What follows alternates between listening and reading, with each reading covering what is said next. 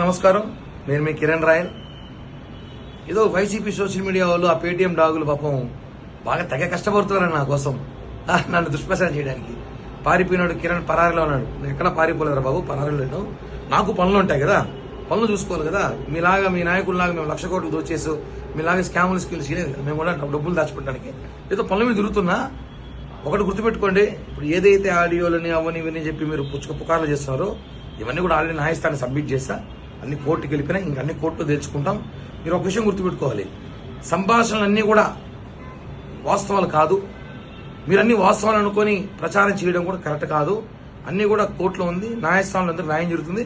At a time నా దగ్గర కొన్ని సంభాషణలు ఉన్నాయి, నేను అవన్నీ న్యాయస్థానం వినిపిస్తా. ఇలా సోషల్ మీడియాలో పెట్టే చిల్లరగాడుగా నేను న్యాయస్థానం ముందు ఆల్రెడీ సబ్మిట్ చేస్తాను. నా దగ్గర ఎవిడెన్స్ అన్ని కూడా అన్ని వెయిట్ అండ్ సీ ఏం జరుగుతుందో చూడాలి. మీరు అవసరం ఉంది కదా, పాపం పేటీఎం డాగ్గాలకి ఇంకేమైనా ఉంటే పెట్టండి, ఆడియోలో త్వరగా పెడితే అవి కూడా వేస్తా. అక్కడ లేట్ చేయొద్దండి, వెయిట్ చేస్తున్నా.